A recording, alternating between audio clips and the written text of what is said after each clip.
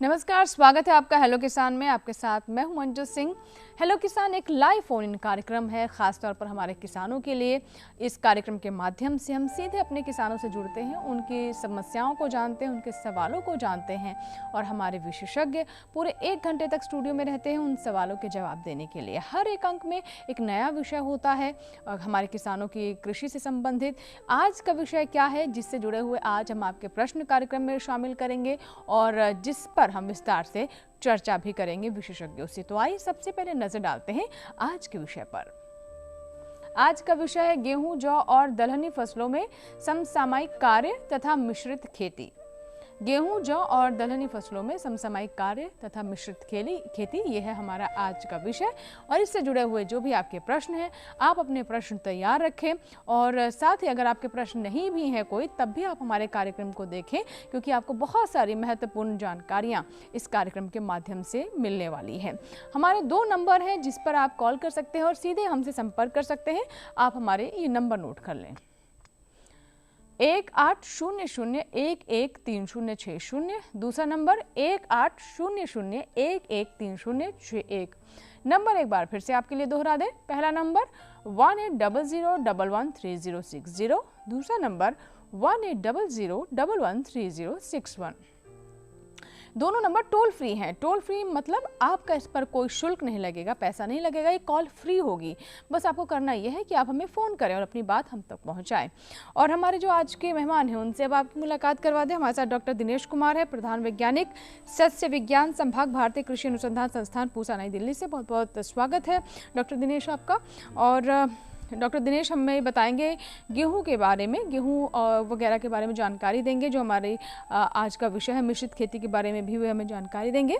साथ ही हमारे साथ मौजूद है डॉक्टर एस.एल. मीणा, आप प्रधान वैज्ञानिक है, सस्य विज्ञान संभाग, भारतीय कृषि अनुसंधान संस्थान, पूसा, नई दिल्ली से। और आप बात करेंगे दलहनी फसलों के बारे में। तो चलिए बातचीत की शुरुआत करते हैं। सबसे पहले मैं जानना चाहूँगी आपसे डॉक्टर मीणा, जो हम आज के विषय के बारे में बात कर रहे हैं दलहनी फसलों के बारे में, तो ये बताइए कि इस वक्त क्या स्थिति है इन फसलों की और किसानों को किन बातों का इस समय ध्यान रखना चाहिए? बिल्कुल देखिए, ये रबी की जो दलहनी फसलें हैं उनमें मुख्य प्रकार से चना है, मसूर है, मटर है। और इस समय जो स्थिति बन रही है वो ये है कि काफ़ी हद तक आपका जो चना है या मसूर है, उनकी जो फलियां हैं वो पकने कगार पे हैं, यानी कि उनमें दाना पूरा अच्छी तरह से पक रहा है। और इस समय किसान भाइयों को ध्यान देने की बात यह है कि अगर कोई फसल में कीड़ा अगर लग रहा है तो उसका नियंत्रण तुरंत किया जाए। जी। तो अगर कोई रोग भी है तो उसको भी आप देख लें, तो निगरानी जरूर रखें। और कटाई कब करनी है इसका भी हम बताएंगे बाद में आपको कि कब कटाई करनी होगी, कितने दिन बाद कटाई करनी होगी, कैसी स्थिति में कटाई करनी होगी, जिससे आपको भरपूर लाभ मिले। जी, तो कौन कौन सी प्रमुख अभी दलहनी फसलें हैं और किस स्थिति में हैं, ये अभी हमें मीणा जी ने बताया। और हमारे जिन किसानों ने इन फसलों को लिया है वे बहुत ध्यान से कार्यक्रम को देखें। आप अपने प्रश्न भी तैयार रखें। अगर कोई आशंका है, कोई समस्या है जिसका आप समाधान ढूंढ रहे हैं और आपको समझ नहीं आ रहा है अपनी फसल के बारे में, तो ये मंच आज आपके लिए खुला हुआ है। आगे हम बातचीत को बढ़ाएं और दिनेश जी से बात करें, उससे पहले हम आपको दिखाते हैं दलहनी फसलों पर ये रिपोर्ट।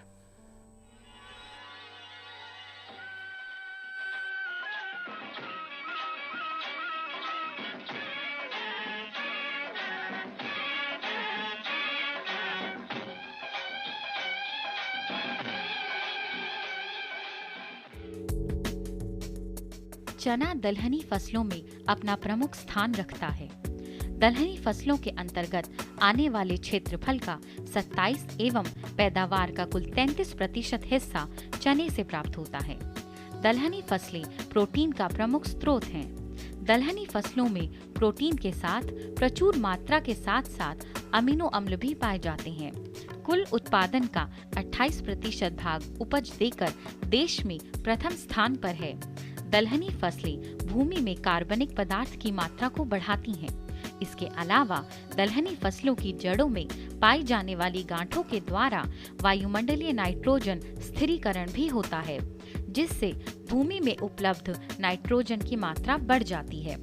चना एक दलहनी व औषधीय गुण वाली फसल है।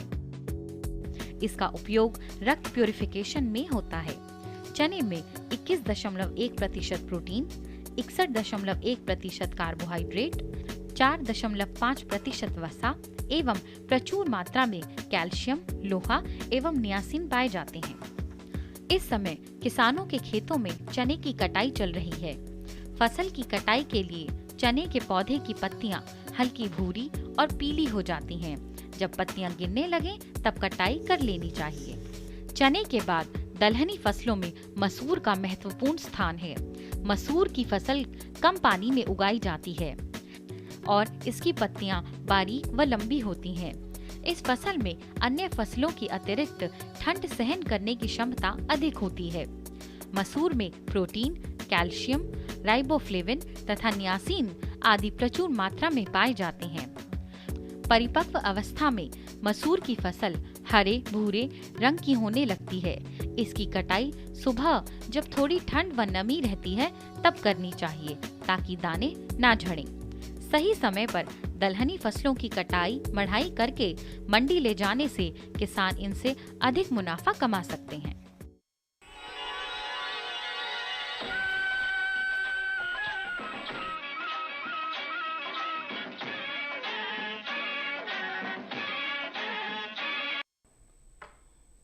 तो अभी आपने रिपोर्ट देखी, बहुत सारी बातें इस रिपोर्ट के माध्यम से हमने आप तक पहुंचाई, लेकिन अभी इस मौजूदा समय में खेतों में क्या हो रहा है, किसानों को क्या करना चाहिए और आजकल की परिस्थितियों में किस तरह की चुनौतियां हैं, किस तरह की समस्याएं किसानों को आ सकती हैं, इस पर भी हम प्रकाश डालेंगे। डॉक्टर दिनेश, अब मैं गेहूं के बारे में जानना चाहूँगी, गेहूं और जौ के बारे में और साथ ही मिश्रित खेती के बारे में भी बताएं, क्योंकि आज का विषय भी है ये हमारा। गेहूँ और जौ की स्थिति क्या है? देखिए, गेहूँ खास करके गेहूँ जो है हमारे उत्तरी भारत में काफ़ी बड़े क्षेत्रफल में उगाया जाता है और साथ ही साथ राजस्थान, मध्य प्रदेश, उत्तर प्रदेश, उत्तराखंड में और अन्य राज्यों में जौ की खेती भी की जाती है। जी जी। इस समय ये फसलें जो हैं बालियाँ लगभग निकल चुकी हैं सभी फसल में और कुछ में दूध भी पड़ रहा है और दाना भी बन रहा है। तो ये दशा बहुत ज़रूरी है कि इस दशा में आपको अपनी फसल की अच्छे से देखभाल करनी है। जी जी। खास करके गेहूं की फसल इस समय गिर सकती है क्योंकि तेज़ हवाएं चल रही हैं। खास करके दिन के समय में अगर तेज़ हवा चल रही है और खेत में पानी ज़्यादा भरा हुआ है हमारे, तो फसल गेहूं की गिर सकती है। कुछ दूसरे कारण भी हैं जिसकी वजह से गेहूं की फसल गिरती है, लेकिन मुख्य यही है कि खेत में अगर नमी ज़्यादा है, पानी हमने लगाया है, तो इसके गिरने की संभावना रहती है। साथ ही साथ एक आध दो कीड़े मकोड़े या बीमारी, खास करके जैसे पीला रतुआ है या स्टेम रस्ट है, तने का रस्ट है, रतुआ है, वो आने की संभावना इस समय गेहूं में रहती है। तो अपनी फसल में जो है लगातार आप निगरानी रखें और उसकी जो शत्रु हैं फसल के, उनसे इसकी सुरक्षा करें। जी। साथ ही साथ कुछ किसान भाई इस समय जैसे फसल काटने जा रहे हैं या कुछ दिनों में फसलें कटेंगी या कट चुके हैं, जैसे आलू की खुदाई हो चुकी है या कुछ किसान गन्ना लगा रहे हैं, तो इन फसलों के साथ वो मिश्रित खेती भी जो जायदकालीन फसलों की कर सकते हैं। चारे की दो फसलों की मिश्रित खेती इस समय की जा सकती है। जी जी, बिल्कुल। तो ये बात रही गेहूं की, जौ की और मिश्रित खेती के बारे में भी हमें डॉक्टर दिनेश ने बताया है, और कुछ और जो हमारे किसानों के लिए विकल्प हो सकते हैं वो भी हम आगे चर्चा में शामिल करेंगे। आपके सवालों का भी हमें इंतज़ार रहेगा, लेकिन पहले देखते हैं रिपोर्ट।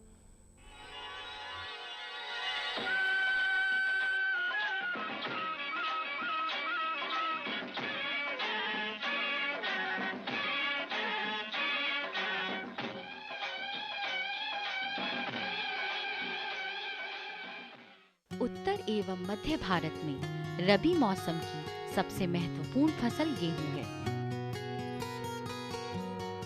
देश की खाद्यान्न सुरक्षा में गेहूं का विशेष स्थान है।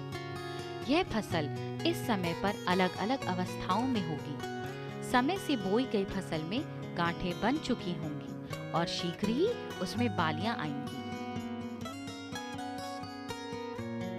पछेती फसल में कल्ले बन चुके होंगे। गेहूं की फसल से लाभकारी उत्पादन लेने के लिए इसकी उचित देखभाल करना आवश्यक है। इस समय फसल में खरपतवार प्रबंधन, आवश्यक पोषक तत्व प्रबंधन और सही समय पर सिंचाई करना नितांत आवश्यक है। और साथ ही कीड़े मकोड़ों और बीमारियों के कुप्रभाव से भी गेहूं को बचाना आवश्यक है। यदि पर्याप्त वर्षा न हो तो 20-25 दिन के अंतराल पर सिंचाई करते रहें। सिंचाई करते समय इस बात का ध्यान अवश्य रखना चाहिए कि हवा तेज न चल रही हो, अन्यथा फसल गिरने का अंदेशा बना रहता है। अतः आवश्यकता है कि गेहूं फसल से अच्छा उत्पादन लेने के लिए आवश्यक कदम उठाए जाएं, जिससे अधिकाधिक लाभ की प्राप्ति हो सके।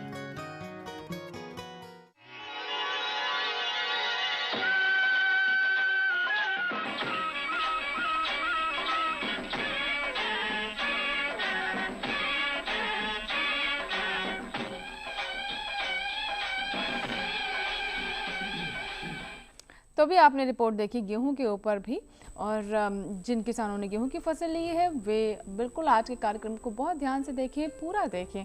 और जैसा कि मैंने शुरुआत में कहा कि बहुत महत्वपूर्ण जानकारियां आज आपको हमारे विशेषज्ञ देंगे, और उन जानकारियों को आप ज़रूर ध्यान से सुनें और उनका लाभ उठाएं।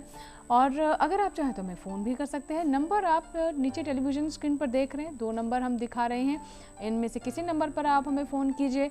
और फिर से एक बार बता दें कि इस पर आपका कोई पैसा नहीं लगेगा, कोई शुल्क नहीं लगेगा, तो इसकी चिंता ना करें। बातचीत की शुरुआत करते हैं। डॉक्टर दिनेश, गेहूं के बारे में आपसे जानना चाहेंगे कि इस समय कौन कौन सी शस्य क्रियाएं हैं जिसका हमारे किसानों को ध्यान रखना चाहिए, क्योंकि अब तो लगभग अंतिम पड़ाव ही है गेहूं का, तो इस वक्त भी कुछ बातों का क्या ध्यान रखने की ज़रूरत है? देखिए, गेहूं में सबसे महत्वपूर्ण इस समय, क्योंकि फसल हमारी इस समय पुष्प अवस्था पे, उसमें फूल आ रहे हैं, बालियां निकल रही हैं और दानों का विकास हो रहा है, तो इस अवस्था पर सबसे महत्वपूर्ण पानी होता है। खेत में, मिट्टी में हमारे पानी की कमी नहीं होनी चाहिए, और कई बार ज़्यादा भी पानी ना लगे। जैसे नहर के क्षेत्र हैं, कुछ अन्य क्षेत्र हैं जहाँ पर किसान भाई ज़रूरत से ज़्यादा पानी लगा देते हैं, तो इस ओर भी हमें ध्यान देना है, क्योंकि ज़्यादा पानी लगाने से गेहूँ की फसल गिर सकती है। साथ ही साथ हमें गेहूं में जो कीड़े मकोड़े बीमारी, उन पर लगातार नज़र रखना है और उनका हमें नियंत्रण भी करना है, जिससे कि हम अच्छी पैदावार ले सकें। जी, तो कीड़े मकोड़े कौन कौन से आ सकते हैं, कौन कौन सी समस्याएं हो सकती है फसलों में, इस पर हम बात करेंगे आगे। और अब मैं डॉक्टर मीणा आपसे समझना चाहूँगी, और हमने दलहनी फसलों की बात की, तो शुरुआत चलिए चने से ही करते हैं। चने के बारे में बताइए कि अभी चना किस स्थिति में है और किसानों को किन बातों का ध्यान रखना चाहिए? बिल्कुल, जो चना है बहुत महत्वपूर्ण दलहनी फसल है रबी की, और इस समय जो चना है वो अब लगभग पकने के कगार पर ही है, और शायद हो सकता है 15 दिन बाद और 20 दिन बाद वो कट जाए। लेकिन इस समय जो चना है उनमें फलियाँ लग चुकी हैं और दाने बन चुके हैं, और इस समय क्या है कि एक कीड़ा है वो, उसका प्रकोप काफ़ी देखने को मिलता है, उसका नाम है पॉड बोरर, जिसे हम फली छेदक बोलते हैं। तो उसका इस समय प्रकोप देखने को मिल सकता है। तो अगर किसान भाई अगर खेत में जाएंगे, देखेंगे, निगरानी करेंगे, तो उनको एक कीड़ा नज़र आ सकता है, क्योंकि वो कीड़ा है जो पॉड में लगता है। जब पॉड डेवलप होती है तो तभी उस समय वो कीड़ा आता है। किस जगह पर लगती है पॉड बोरर, जैसे आपने बताया, किसानों को भी थोड़ा सा बता दीजिए। फलियाँ जो है ना, फलियों में लगता है। फलियों में लगता है वो। फलियों में क्या है कि वो वृत्ताकार का एक छेद बनाता है, और जब छोटे छोटे जब आपके नाम से आपके दाने होंगे फसल में, पौड़ में, तो छोटे दानों को खाता है। नरम जब रहते हैं, नरम जब रहते हैं तो वो अंदर घुसता है और खाता है फिर उसको, तो वो बाद में भी उसका प्रकोप देखने को मिलता है। तो इस समय मैं जहाँ तक समझ रहा हूँ कि इस समय जो ये पॉड बोरर है, इसका प्रकोप देखने को मिल सकता है। खासतौर पर जो चने के किसान हैं उन्हें इस बात का बहुत ध्यान रखना पड़ेगा कि वो चने में है या नहीं है। और उसमें क्या होता है कि दिन में ये एक्चुअली अटैक नहीं करता है, ये सुबह शाम ही करता है। जब छाया होती है तो ये अपना काम करता है। तो आपने जो बताया कि एक विशेष आकार का छेद हो जाता है, वृत्ताकार। तो वृत्ताकार का छेद बनाकर अपना उसमें सूंडी डालता है, अपना मुंह डालता है। मुंह डालने के बाद वो छोटे छोटे जो डेवलपिंग जो आपके ग्रेन है उनको खाता है। तो इस तरह से वो पूरी पौड़ को ही खा लेता है। चलिए आगे आपसे बात करेंगे कि अगर ऐसी समस्या आती है तो उसका निदान किस तरीके से करें, क्या करना चाहिए किसानों को। और आशीष है एक दर्शक जिन्होंने हमें चित्रकूट से कॉल किया है। जी आशीष जी, बताइए सवाल।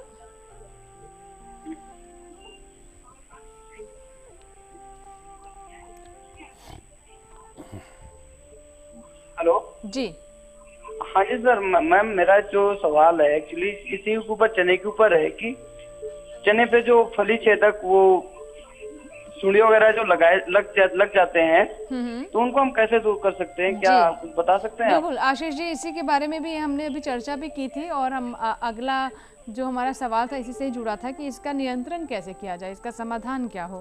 तो डॉक्टर मीणा, जैसे कि हमारे किसान भी जानना चाहते हैं कि अगर ये सुंडी और जो ये कीट लग जाता है तो क्या किया जाए ऐसे में? देखो, इन्होंने बहुत अच्छा प्रश्न पूछा है, क्योंकि ये जो कीड़ा है इसके प्रकोप से काफ़ी जगह लोगों ने चना बोना बंद कर दिया।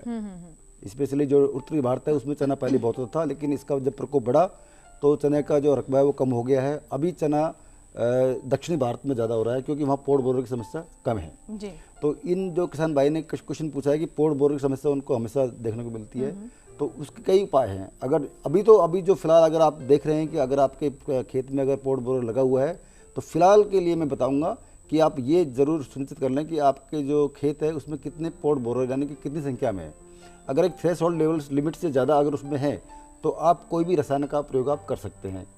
तो जैसे कि आप देखेंगे कि आपका जो एक पंक्ति होती है चने की, उस पंक्ति में अगर 2 से 4, 4 से 5 अगर मौत मिलते हैं तो आप समझिए कि इस समय ये कंट्रोल करने का टाइम आ गया है। अगर ज़्यादा प्रकोप आपको नज़र आता है तो आप दवाई है, उसका नाम है इमिडाक्लोप्रिड, उसका आप इस्तेमाल कर सकते हैं।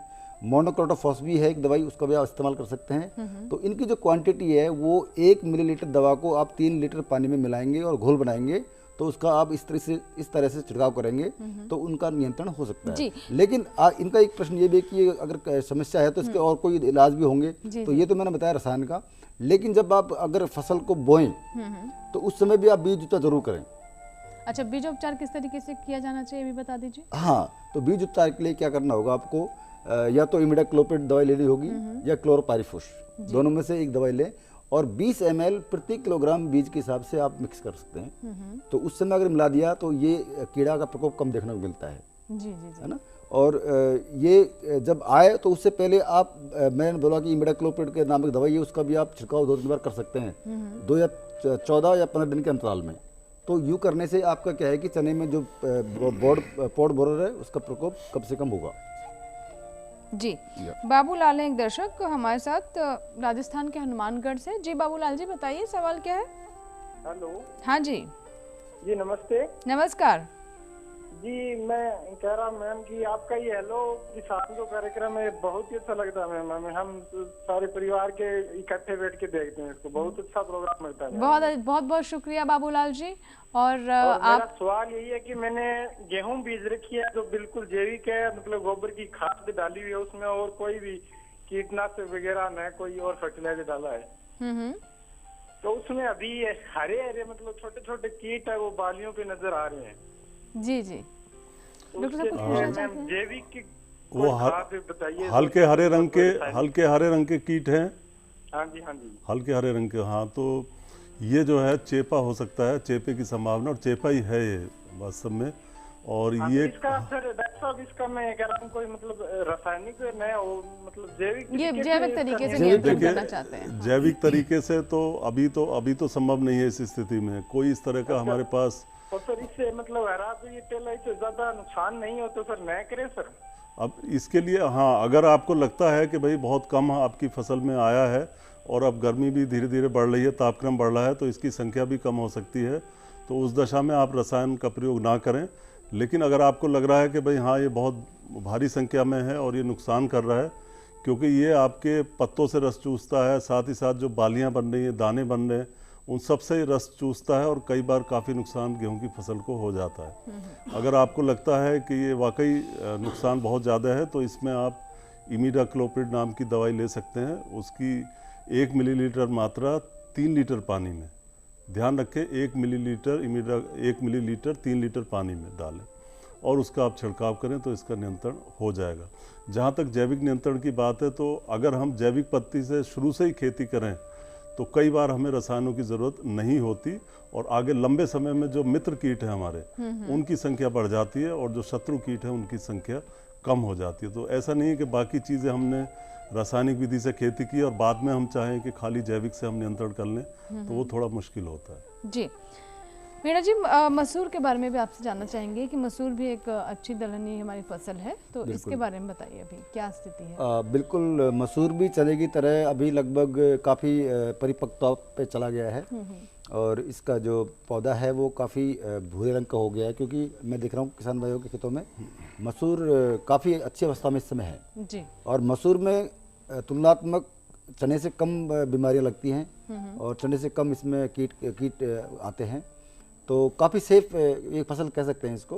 तो अभी आप देख ले कि कहीं कहीं जैसे किसी ने अगर थोड़े जल्दी बोई है, अक्टूबर के लास्ट सप्ताह में आपने बोई है मसूर, तो वो हो सकता है वो पक गई हो जी जी। तो उसकी कटाई की तैयारी भी किसान भाई कर सकते हैं और देख लें कि कटाई की तैयारी कैसे करें और क्या नाम से कटाई का करने का तरीका, कटाई कब करें तो उसके लिए बता दीजिए साथ ही साथ हाँ, कब बिल्कुल। करें और तरीका क्या होना चाहिए कटाई उसमें का। यही है कि पौधा ज़्यादा सूखना नहीं चाहिए, पौधा ज़्यादा सूखा नहीं होना चाहिए। आपको पता है कि कुछ कुछ पीला पड़ रहे हैं, पत्ते थोड़े भूरे पड़ रहे हैं, तो आप उस समय इसकी कटाई कर सकते हैं। क्योंकि इसमें क्या होता है, अगर ज़्यादा पक जाएगा तो आपकी सेट्रिक प्रॉब्लम इसमें होती है, यानी कि जो आपकी पोड़ है, फलियाँ हैं, वो गिरना शुरू हो जाती हैं। जी जी तो किसान भाई देख लें कि थोड़ा सा ज़्यादा पका नहीं होना चाहिए आपका पौधा, और एक सही अवस्था में उसकी कटाई करेंगे तो आपको नुकसान कम होगा। और इसमें दूसरी बात ध्यान रखने की ये है कि कटाई अगर सुबह के समय करेंगे तो आई थिंक बेटर होगा वो किसान के लिए, क्योंकि सुबह के समय कटाई करते हैं तो फलियाँ कम गिरती हैं। और दिन भर अगर धूप में रहेंगी और शाम को कटाई करेंगे आप लोग, तो उसमें क्या है कि फलियाँ झड़ने के चांस ज़्यादा होंगे, इसमें आपकी क्या उपज में असर पड़ता है, जी, तो जी। उसमें आपको नुकसान हो सकता है। तो इसलिए सुबह के समय अगर मसूर की कटाई करते हैं तो ये बहुत ही अच्छी रहेगा और अच्छी पैदावार आपकी होगी और ज़्यादा यील्ड आपको मिलेगी इसमें। जी। महावीर एक दर्शक हैं श्री गंगानगर राजस्थान से, बात करते हैं महावीर जी से। हेलो हाँ जी जी, नमस्कार महावीर जी, सवाल बताइए। जी, मैं राय सिंह नगर गंगानगर से बोल रहा हूँ, जी राजस्थान से। जी जी, स्वागत है आपका कार्यक्रम में। तो मेरे जी 75 चने की बुआई की हुई है। जी 75 चने की बिजाई की हुई है, लेट बिजाई चने की। ठीक है, ठीक। ठीक है, तो उसमें अभी मैं पानी दे सकता हूँ? सिंचाई के अभी बारे तक में आप खाना- जानना चाहते हैं। हाँ जी। बिल्कुल, देखो हमारा जो प्रोग्राम कई बार आता है दलहनी फसलों के ऊपर हम बताते रहते हैं कि दलहनी फसलों में दो अवस्था बहुत ज़रूरी है कि वहाँ अगर आपका पानी है तो आप सिंचाई अवश्य करें। तो अगर आपने लेट चना बोया है तो उसका स्थिति इस समय क्या होगा, यानी एक तो होता है उसमें फ्लोरिंग स्टेज जिसे बोलते हैं पुष्प अवस्था, जी जी उससे थोड़ा पहले 4-5 दिन पहले आप पानी दे सकते हैं। और दूसरी अवस्था जो होती है वो फलियाँ बनते समय, फलियाँ जब बन रही होती हैं दलहनी फसलों में, तो अगर उसमें आप पानी लगाएंगे तो आपको इसका ज़्यादा फायदा मिलेगा। जी तो अब आप ये देख लें कि आपका जो चना है उस समय इस समय पुष्प आ रहे हैं या फलियाँ बन रही हैं, तो आप बिल्कुल इन दोनों अवस्था के आसपास सिंचाई जरूर कर दें, इसका आपको बहुत अच्छा बेनिफिट मिलेगा। और आपका जो कहते हैं ना वाटर प्रोडक्टिविटी, पर ड्रॉप मोर क्रॉप, जी जी जी, वो उसमें मिलेगा। जी ठीक है। तो एक कॉलर है महावीर हैं जिन्होंने मेरे कॉल किया है। हेलो हेलो हेलो हेलो, चलिए शायद हमारी आवाज़ नहीं पहुंच पा रही है, फिर से हम संपर्क करने की कोशिश करेंगे। आप हमें कॉल कीजिए, ज़रूर आपके कार्यक्रम में हम आपके प्रश्न को शामिल करेंगे। और अब बात कर लेते हैं गेहूं की। तो आपसे जानना चाहेंगे डॉक्टर दिनेश कि गेहूं की एक चीज़ और हम देख रहे हैं कि जो बीज फसल है उसका ध्यान रखने की बहुत ज़रूरत होती है, तो इसके बारे में थोड़ा सा बताएं किसानों को। जी हाँ, कुछ किसान भाई हमारे जो गेहूं की फसल है उसको बीज के लिए उगाते हैं, क्योंकि बीज की फसल से किसान भाइयों को दाम अच्छे मिलते हैं और अच्छी गुणवत्ता का वो बीज पैदा कर सकते हैं और करते रहते हैं। तो इसके लिए आपको ज़रूरी है कि इस समय अगर बचे हुए खरपतवार के पौधे हैं तो उनको सबसे पहले निकाल दें। खास करके गेहूं का मामा या और भी कई नामों से इसे हम जानते जी, हैं, जी, जी, जी। बंदरिया घास कहते हैं कुछ लोग इसको, तो उसको आप ज़रूर निकाल दें। साथ ही साथ जो दूसरे खरपतवार हों, जंगली पालक हो या कोई हिरनखुरी हो, इन सबको आप निकाल दें खेत के बाहर। जी और साथ ही साथ जो दूसरी किस्म के पौधे हों, इस समय बड़ी आसानी से आप पहचान सकते हैं। आप देखेंगे कि जो आपकी मुख्य किस्म है उसके अलावा दूसरी किस्मों के पौधे भी उसमें दिखाई दे सकते हैं। उनकी बालियां लंबी हो सकती है, रंग अलग हो सकता है, वो पौधे ऊंचे हो सकते हैं, उन जो आपकी किस्म उससे ज़्यादा या छोटे हो सकते हैं। उनकी छटनी कर दें, उनको खेत से बाहर निकाल दें। साथ ही साथ जैसे कंडवा रोग से प्रभावित अगर बालियां हैं आपकी, तो उनको भी खेत से निकाल दें। अगर आप ये सब सावधानियां बरतेंगे और सही समय पे आप गेहूं की फसल की कटाई और अच्छे से उसकी थ्रेशिंग करेंगे तो आपको गेहूं के बीज की पैदावार अच्छी मिलेगी, जिसका कि बाज़ार में दाम आपको अच्छा मिलेगा। जी जी जी, बिल्कुल। तो ये बातें हैं जिनका हम ध्यान रखेंगे तो आपको भाव भी अच्छे मिलेंगे और नुकसान भी नहीं होगा। तो बस ज़रूरत ये है कि आप इन सही बातों का ध्यान रखें और इन्हें अपने कार्य में ज़रूर शामिल करें। डॉक्टर मीणा, मैं आपसे जानना चाहूँगी कि जैसे कि अभी डॉक्टर साहब ने बीज की बात की, तो हम ये भी देखते हैं कि दलहनी फसलों में भी यही स्थिति रहती है। बहुत सारे किसान जो है बीज के लिए भी फसल उगाते हैं, तो उन्हें भी थोड़ा सा बताएं क्या करना चाहिए। नहीं, आपका ये प्रश्न बहुत सही अच्छा प्रश्न है, क्योंकि किसान और जो जितनी फसलें उनमें हर बार नया बीज आदमी किसान लेता है, लेकिन दलहनी फसलों में ऐसा नहीं है। दलहनी फसलों में किसान भाई अपना खुद का उगाया हुआ बीज काम में ले सकता है अगले साल। तो बीज पैदा करने के लिए आप जो अभी पैदा कर रहे हैं, आपका जो दाने के लिए आपने फसल लगाई हुई है, तो उसी फसल में आप देख लें कि हमें बीज पैदा करना है इसमें, तो उसके लिए आप थोड़ा सा अलग से थोड़े सावधान रखने पड़ेगी आपको। बीज में क्या है कि पहली बात तो यह है कि उसमें कोई भी ऑफ टाइप प्लांट नहीं होना चाहिए, यानी कि जो वैरायटी है आपकी वही रहना चाहिए, दूसरी किस्म या दूसरा कोई फसल उसमें नहीं होनी चाहिए। और दूसरा, जैसे कि डॉक्टर साहब दिनेश ने बताया कि उसमें खरपतवार नहीं होना चाहिए। तो ऐसे दलहनी फसलों में भी हो सकते हैं। बिल्कुल, दलहनी फसलों में भी आपको विशेष ध्यान रखना पड़ेगा कि उसमें कोई खरपतवार उसमें नहीं होना चाहिए, क्योंकि उसमें आपकी क्वालिटी है, उस पर, उस गुणवत्ता पर फर्क पड़ता है उसका। बिल्कुल। और अच्छे जो पौधे हैं, अच्छा जो ट्रैक है उसको आप सेलेक्ट करें, और जो बोल्ड पौधे होंगे, बोल्ड में बीज बनेगा, तो आपका जो फसल, अगली फसल है वो भी अच्छी होगी। तो इन सावधानियों को रखेंगे तो आप अच्छा सा बीज पैदा कर पाएंगे, और आने वाले समय में, आने वाले साल में आप उन बीजों का उपयोग करके अच्छी फसल और अच्छा मुनाफा पैदा कर सकते हैं। एक कॉलर है रामचरण, जिन्होंने हमें होशंगाबाद से कॉल किया है, बात कर लेते हैं। जी रामचरण जी, बताइए क्या सवाल है आपका। पहले टेलीविजन की आवाज कम कर दीजिए। हेलो मैडम जी रामचरण जी, और हमारे जो अन्य दर्शक हैं सभी से हम ये अनुरोध करना चाहेंगे। जी मैडम जी, हेलो। हाँ जी, टेलीविजन की आवाज कम कर दीजिए पहले आप।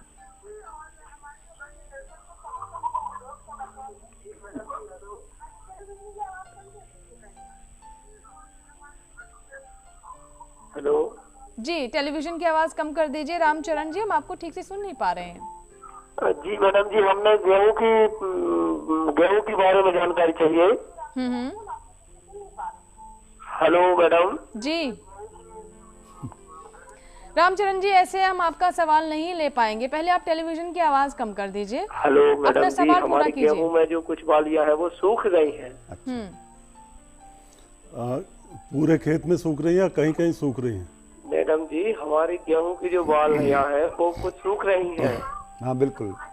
नहीं सूख रही हैं तो वो आपके सुन पा रहे हैं हम आपको, लेकिन वो बालियां आपकी सारे खेत में जगह जगह सूख रही हैं या किसी एक हिस्से में सूख रही हैं?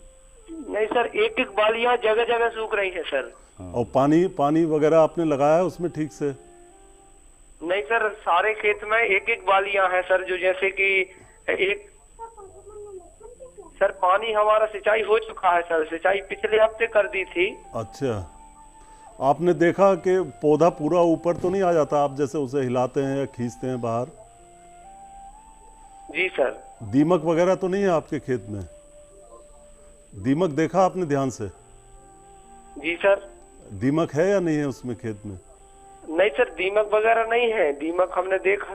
अच्छा, तो इस समय पे हम आपको यही सलाह दे सकते हैं। नहीं सर, दीमक नहीं है। हाँ नहीं, समझ गए हम। इसमें जो है कई बार ऐसा होता है कि किसान भाई मिट्टी में जो है फसल लगा लेते हैं, लेकिन उसकी सही से जांच नहीं करा पाते। देश के बहुत बड़े हिस्से में आजकल हमारे जो सूक्ष्म पोषक तत्व हैं उनकी भी कमी होती जा रही है, और आगे से दूसरे भी किसान भाइयों को मैं निवेदन करूंगा कि अपनी फसल बोने के पहले मिट्टी की जांच जरूर करा लें, क्योंकि कई बार अगर मिट्टी हमारी स्वस्थ नहीं है तो वो सही फसल नहीं दे सकती।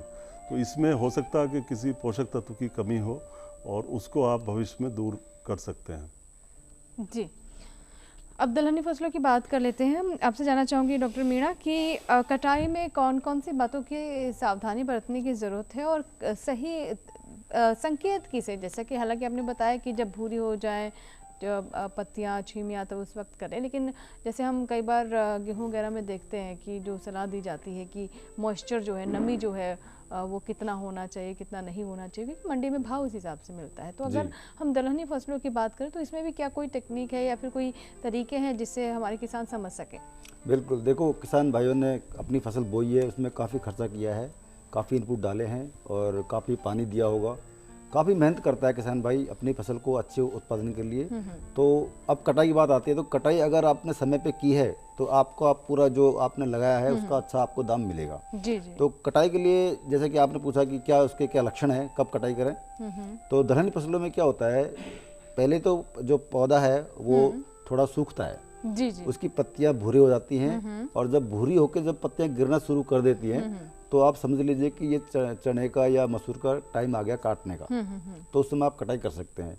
और कटाई का एक जो क्राइटेरिया है वो ये है कि जो आपका जो फली में जो आपका बीज है उसमें जो नमी की मात्रा है वो करीब 18 से 20% के बीच में। तो ये कैसे सुनिश्चित करें किसान? ये किसान भाई टेक्निक जानते हैं। वो क्या करेंगे, उसमें से फली में से आप दाना निकालेंगे और दाने को आप देखेंगे कि आप उसको नाखून गड़ाएंगे उसमें, तो नाखून इजीली से गड़ेगा नहीं। और उसको अगर आप दांतों के अंदर चबाएंगे तो एक कट की आवाज़ आती है। इसका मतलब ये है कि ये पकने का सही इसका समय आ गया है, काटने का सही समय आ गया है। तो उस समय किसान भाई इसकी कटाई कर सकता है जिससे उसको नुकसान कम से कम हो। क्योंकि सेटरिंग की प्रॉब्लम कई बार इसमें देखी गई है दलहनी फसलों में कि वो फलियां झड़ जाती हैं तो खेत में ही दाने बिखर जाते हैं। तो उससे पहले थोड़ा कटाई करेंगे तो इसका आपको लाभ मिलेगा, उसका पैदावार पे कोई बुरा असर नहीं पड़ेगा। और फिर वो किसान भाई अपने वहाँ पे खेत खलिहान में ले जाके और उसको अच्छी से सफाई करा के घाय करा के और क्या नाम से आप मार्केट में बेच सकते हैं, तो उसका अच्छा भाव आपको मिल जाएगा। जी जी। चंद्रपाल है एक दर्शक, श्री गंगानगर से इन्होंने हमें कॉल किया है। चंद्रपाल जी से बात कर लेते हैं। हेलो। हेलो सर जी नमस्कार चंद्रपाल जी, बताइए क्या समस्या है, क्या सवाल है आपका? हाँ सर जी नमस्कार सर। जी नमस्कार। सर ये चने के अंदर बीच में डाली सूख रही है सर, इसका क्या करना चाहिए? चने के बीच में डाली सूख रही है। जड़ सूख रही है? चना सूख रहा है आपका? हाँ बीच में डाली है, लगता है कि ये कोई कीटों की वजह से है या कोई और कारण है इसका? हाँ बीच में से सर। बीच में सूख रहा है, जड़ें सूख रही हैं। जड़ें? हाँ, पौधा भी सूख रहा है। ओके ओके ओके, समझ गया मैं। ये श्रीनगर से बोल रहे हैं ना? नहीं सर, ये श्री गंगानगर से। ओके ठीक है, मैं समझ गया आपका प्रश्न। ये पूरे खेत में समस्या होगी या कोई पैच में समस्या है आपके? कोई बात नहीं, मैं समझ गया। चंद्रपाल जी पूरे खेत में समस्या है या फिर कुछ कुछ भागों में ऐसा आप देख पा रहे हैं? कहीं कहीं पर ऐसा नहीं है। हाँ मैं समझ गया। कहीं पर इसमें क्या होता है एक्चुअली, इसमें एक बीमारी होती है बहुत भयंकर पूरे खेत के अंदर सर। हाँ नहीं मैं समझ गया।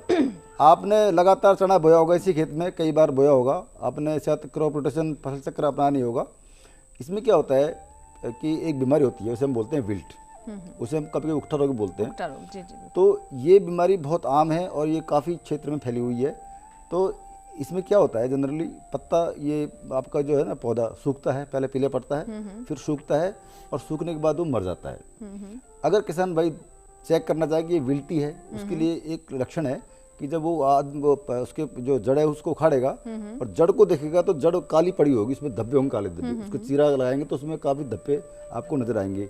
तो इसका मतलब ये है कि ये विल्टी है, जिसे हम बोलते हैं उकठा रोग जी। और इसका कोई इस समय इलाज नहीं हो सकता है। इसका इलाज सिर्फ और सिर्फ ये है कि किसान भाई जब बोए चने अगली बार तो वही खेत ना चुने जिसमें पहले चने बोए हों, फसल चक्र जरूर अपनाएं। दूसरा इसमें यह है कि आप बीज का उपचार जरूर करें। उसके लिए कार्बेंडाजिम नामक एक रसायन आता है, उसका आप 2 ग्राम ले लीजिए 1 किलोग्राम बीज के हिसाब से। और तीसरा इसमें क्या है कि आप जुताई थोड़ी गहरी करें और इसका जो बुआई है वो भी गहरी करें, करीब 8 से 10 सेंटीमीटर आप बीज को बोएं तो इसका प्रकोप कम रहता है। क्योंकि ये जो बीमारी है इसका जो माइक्रोपोर्स होते हैं वो हमेशा सरफेस पे रहते हैं, जी जी, सतह पर रहते हैं, तो उसका यहाँ पे ज़्यादा इसका प्रकोप देखने को मिलता है। और भी इसके कई नुस्खे हैं, लेकिन मैं जो बता रहा था आपको ये चीज़ अगर अपनाएंगे तो इस बीमारी से आपको छुटकारा मिल जाएगा। किस्में जैसे हाँ, कुछ किस्में हैं इसमें, कुछ मतलब रोग रोधी किस्में हैं, उनका आप इस्तेमाल कर सकते हैं। जैसे पूसा 362 है और अवरोधी नामक करके है और अनुभव है और राजस्थान की गंगानगर से काफ़ी वैरायटी निकली हुई है चने की। तो किसान भाई वहाँ पे एक केवी के है, वहाँ जाके आप चने के कोई भी वैरायटी आप ले सकते हैं जो कि इस पर्टिकुलर बीमारी से रोधी है, रोग रोधी है, तो आप उनका चुनाव कर सकते हैं। जैसे RSG है वो 888 करके है, वो पॉड बोरो से भी रोधी है, यानी कि उसमें बीमारी कम लगती है, उसमें कीट भी कम से कम उसका प्रकोप देखने को मिलता है। जी जी। तो किसान भाई चाहे तो गंगानगर में तो हमारा पूरा सेटअप है, ग्राम के ऊपर बहुत काम हो रखा है। ये कहाँ जा सकते हैं अगर कुछ जानकारी चाहिए? वहाँ केवी के है, ARS सेंटर है, केवी के कृषि है, विज्ञान केंद्र। हाँ कृषि विज्ञान केंद्र जा सकते हैं और ARS सेंटर भी है वहाँ केवी के, वहाँ पे गंगानगर में। तो वहाँ से आप बिल्कुल कोई भी आपको जो वैरायटी सूट करे उसको आप ले सकते हैं, क्योंकि इसका प्रकोप बहुत ज़्यादा देखने को मिलता है। विल्ट और पॉड बोरर दोनों ही एक समस्या है, काफी नुकसान भी होता है, काफी नुकसान होता है इससे क्या है कि लोगों ने शिफ्ट भी कर दिया है चना बोना। हाँ, आप जैसे बता रहे थे कि कई किसान इसके डर से अब ये फसल ही नहीं ले रहे हैं, क्योंकि पॉड बोरर का जो अटैक है वो ज़्यादा बढ़ने लग गया है। तो इसका यही है कि आप फसल चक्र अपनाएं और आप अच्छे से किस्मों का चुनाव करें, जो कि आज नई नई तो जैसे आप फसल चक्र की बात कर रहे हैं, तो जैसे अभी चना लिया किसी किसान ने, तो अगली फसल कौन सी बेहतर रहेगी? देखो, इसमें फसल चक्र के कई नियम होते हैं। अगर आपने कोई दलहनी फसलें ली हैं तो उसके बाद आप कोई सीरियल ले सकते हैं, है ना। और अगर आपने गहरी जड़ वाली फसल ली है तो उसके बाद छोटी जड़ वाली फसल ले सकते हैं। और अगर आपने जैसे कंदमूल वाले फल आपने लिया है तो आप उसको चेंज करके कोई और तरह की आप फसल ले सकते हैं। तो इसके कुछ नियम होते हैं फसल चक्र के कि बिल्कुल एंटायरली डिफरेंट क्रॉप आप अगली बार लें, क्योंकि हर बार अगर आप एक ही फसल लेंगे ना तो उसमें क्या होता है, कीट और रोगों का प्रकोप ज़्यादा देखने को मिलता है, क्योंकि उसमें बिल्डअप हो जाता है। कई बीमारियां हैं जो आपके खेत में बिल्डअप हो जाती है, वो फिर वो कंट्रोल से बाहर हो जाती हैं। और चेंज करने से क्या होता है, आपका जो खेत है, आपकी जो ज़मीन है, उसकी उर्वरा शक्ति बनी रहती है। जी। और सबसे बड़ी बात है कि उसमें कीड़े मकोड़ों का इसको प्रकोप कम से कम होता है, रोग भी बहुत कम लगने को।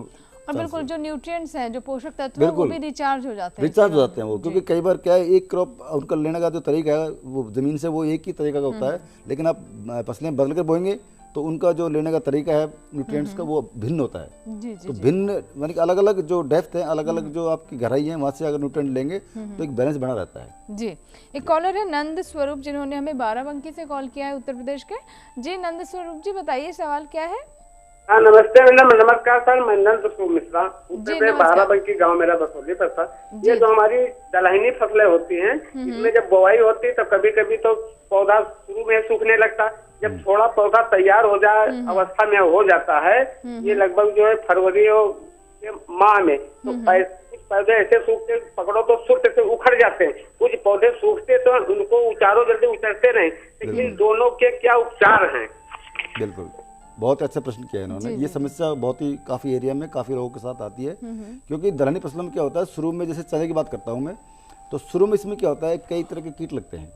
उनमें मुख्यतः होता है जैसे कटवर्म है और आपका जैसे दीमक है, ये शुरुआत में इस पौधे को खा जाती है। जी जी जी। तो इनका कंट्रोल करना बहुत ज़रूरी है।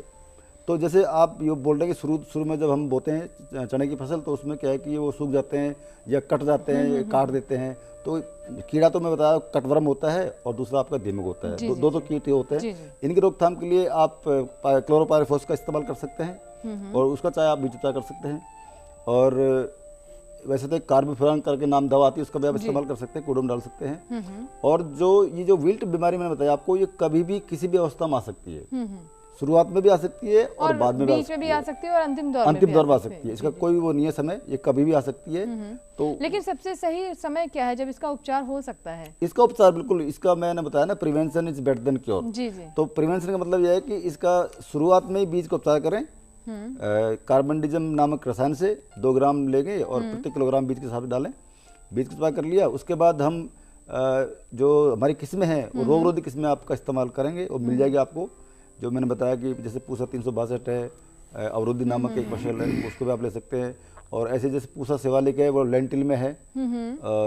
जैसे एक पंत है 406, जी जी, वो मसूर में है। तो इसी तरह किस्मों का चुनाव करके आप किस्में है अलग अलग, जिसका अपनी जरूरत के हिसाब से, अपनी स्थिति के हिसाब से बिल्कुल, अगर आपको समस्या बार बार आ रही है तो आप इसका चुनाव कर सकेंगे और आपका पैदावार में कोई फर्क नहीं पड़ेगा। जी डॉक्टर दिनेश, मैं गेहूं और साथ ही जौ के बारे में जानना चाहूँगी कि सिंचाई का प्रबंधन कैसे करें, क्योंकि पीछे हम चर्चा कर रहे थे, अब तो बातचीत में भी बात निकली कि कई जगह पर जो हवाएं भी चल रही हैं, तेज़ हवाएं, और तापमान भी धीरे धीरे बढ़ रहा है, तो दिन के वक्त गर्म हवाएं भी चल रही है और अधिकतम तापमान में भी हम वृद्धि देख रहे हैं।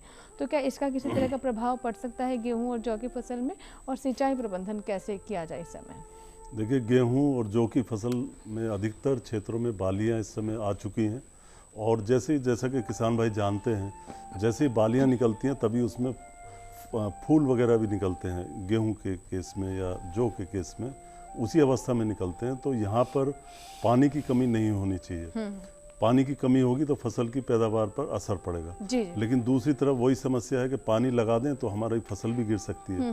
तो इसका तरीका यही है कि आमतौर पे दिन के समय में हवा ज़्यादा चलती है, तो ऐसी दशा में आप रात में पानी लगाएं, सिंचाई करें रात में, तो उसका असर कम आएगा। और हल्की सिंचाई करें। अगर आप ज़्यादा पानी कर देंगे तो फसल गिर सकती है। जी जी। और गेहूं की फसल में जैसे कि आमतौर पे काफ़ी मतलब गिरने के लिए ये सहिष्णु होती है, गिर सकती है आपकी, खास करके बाली अवस्था पर। तो शुरू से ही हमें इसका ध्यान देना पड़ता है। तो बहुत हल्की मिट्टियों में जैसे हम गेहूं उगाते हैं तो वहाँ पर ये फसल ज़्यादा गिरती है। बनस्पत के जैसे थोड़ी भारी मिट्टी है या मध्यम या मीडियम सॉइल है हमारी, तो उसमें गेहूं कम गिरता है।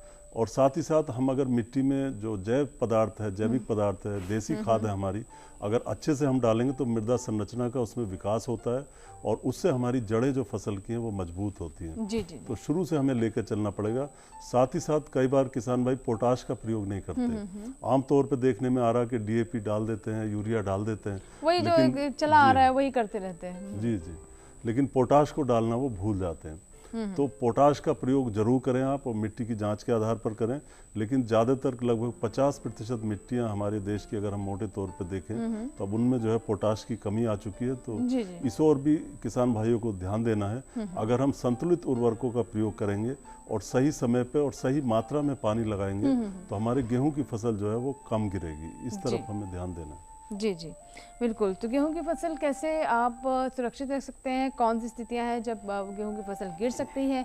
ऐसे में सिंचाई का रोल बहुत महत्वपूर्ण हो जाता है। तो सिंचाई कब करें, कैसे करें और कितना करें, इसके बारे में भी डॉक्टर दिनेश ने अभी हमें बताया है। और अब मैं बात कर लेती हूँ चने और जो हम दलहनी फसलों की बात करें, डॉक्टर मीणा, तो ये बताइए कि जिन किसानों ने पछेती फसल ली है तो उसमें हम देख रहे हैं कि कहीं ना कहीं जगहों पर कीट की समस्या आ रही है जी। तो ये किस तरह के कीट और किस तरह की समस्या आ रही है ये, और किसान कैसे पहचान करें, और इसका क्या निदान है, क्या इसका उपाय है?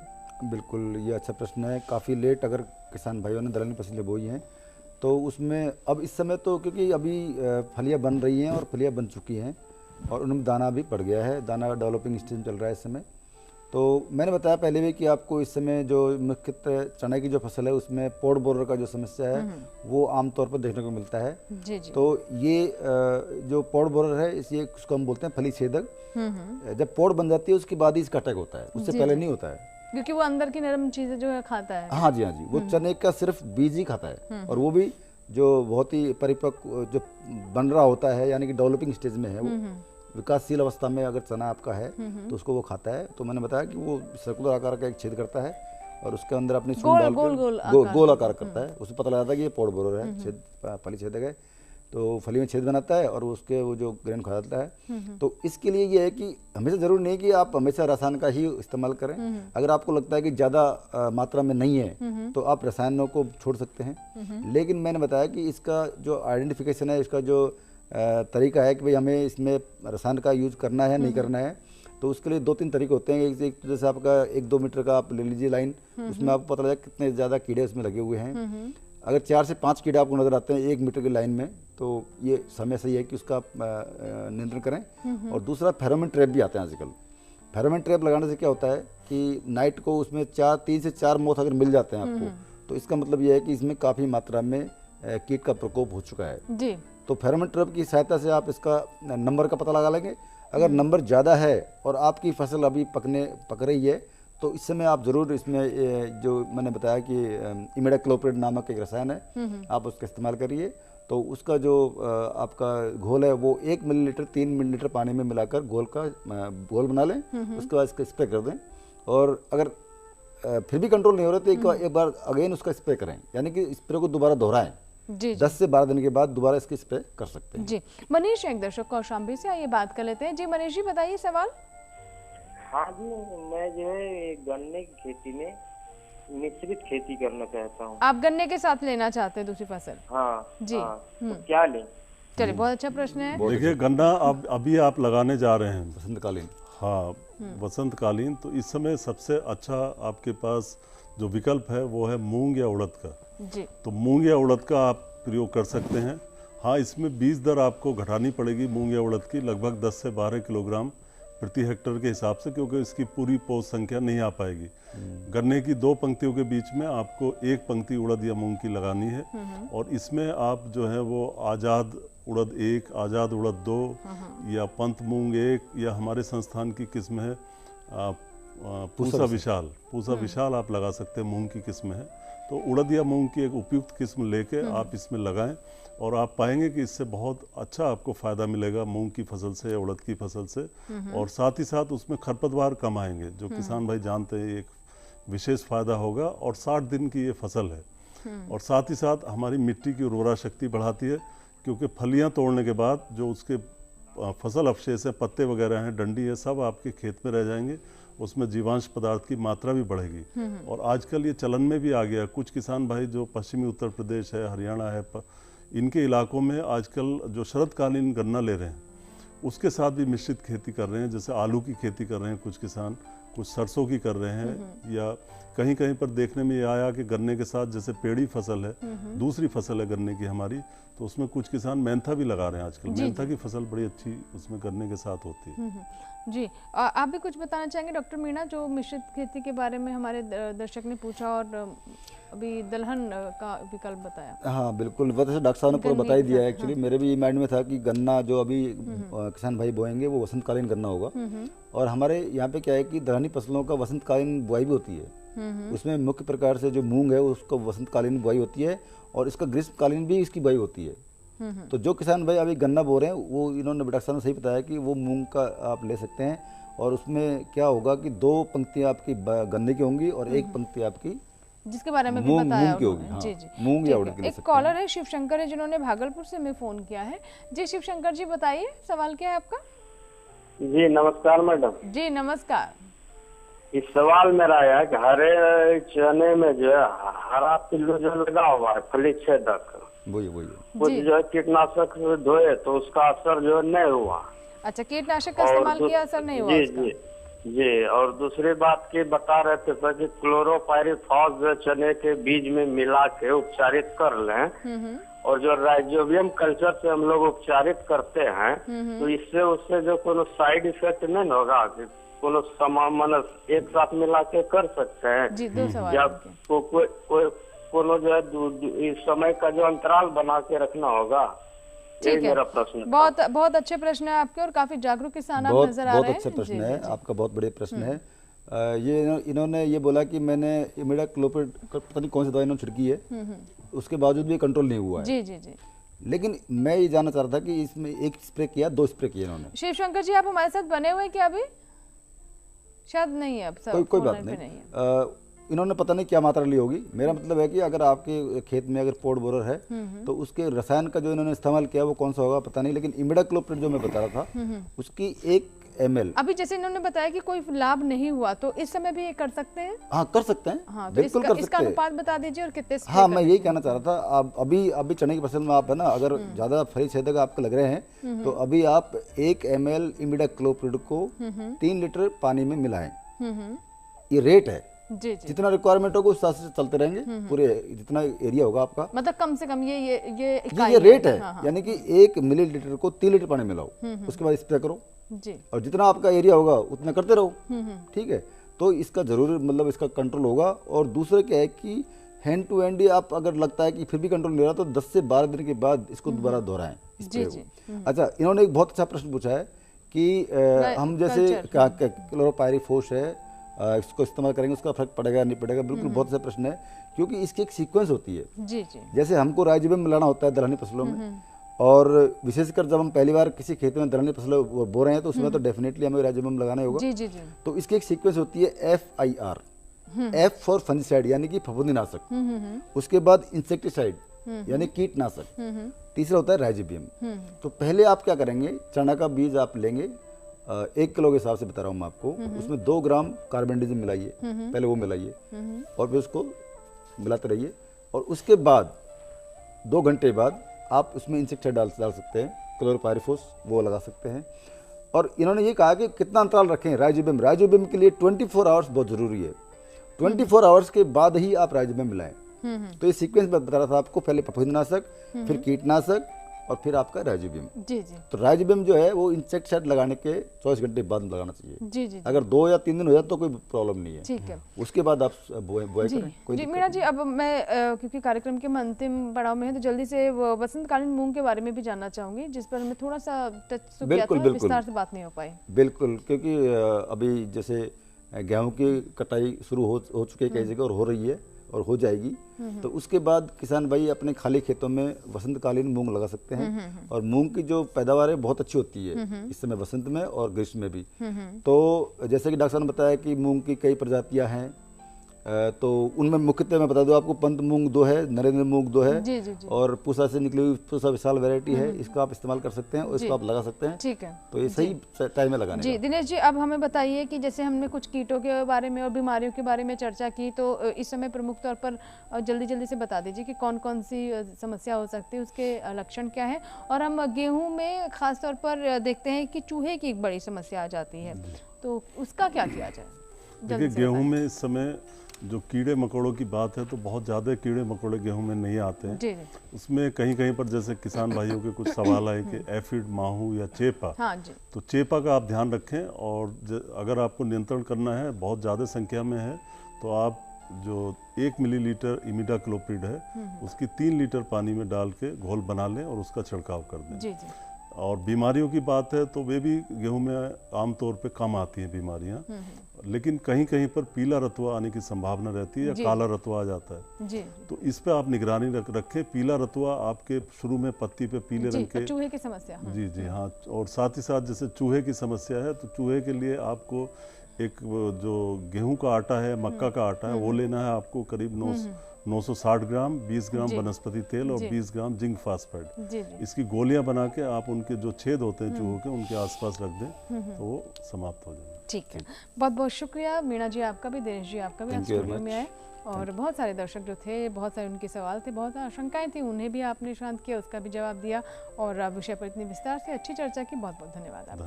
Thank you very much. और इसी के साथ ही आज के हेलो किसान में फिलहाल इतना ही, लेकिन कल के अंक का विषय क्या होगा, आइए डाल लेते हैं उस पर नजर।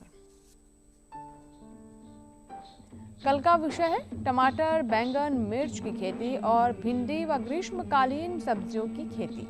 तो एक बार फिर से विषय आपको बता दें, कल के लिए ये विषय है हमारा टमाटर, बैंगन, मिर्च की खेती और भिंडी व ग्रीष्मकालीन सब्जियों की खेती। तो कल अपने प्रश्न आप तैयार रखें इसी समय।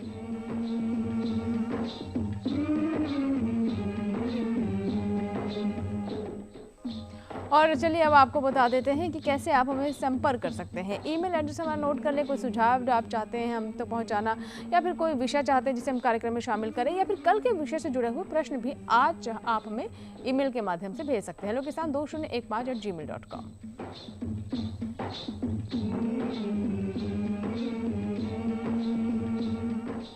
और अब फेसबुक से जुड़ने का तरीका जान लें। फेसबुक पर जाएं, सर्च बॉक्स में हिंदी में हेलो किसान टाइप करें, हमारा आईडी खुल जाएगा।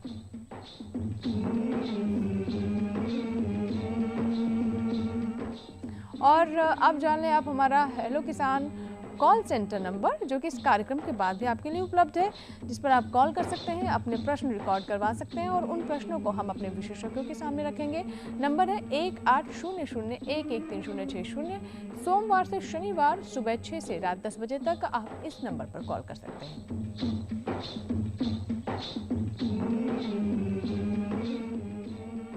तो ये था हमारा आज का हेलो किसान, और आज के विषय के बारे में हमने आपको बहुत विस्तार से जानकारी दी। हमारे विशेषज्ञों ने भी आपको बताया कि इस समय दलहनी फसलों में और साथ ही गेहूं और जौ में कौन कौन सी कृषि क्रियाएं हैं, कैसे आप इस समय सावधानी बरत सकते हैं ताकि आपको किसी तरह का नुकसान ना हो, कौन सी बीमारियां हो सकती हैं, कीट हो सकते हैं, कटाई के वक्त किन बातों का ध्यान रखना होगा, इन सभी बातों के बारे में आज बहुत ही विस्तार से हमने बात की। आशा करते हैं कि आपने इन सब बातों को ध्यान से सुना होगा और ज़रूर इसे लाभ उठाएंगे। दीजिए इजाज़त, लेकिन आप बने रहें दूरदर्शन किसान के साथ। नमस्कार।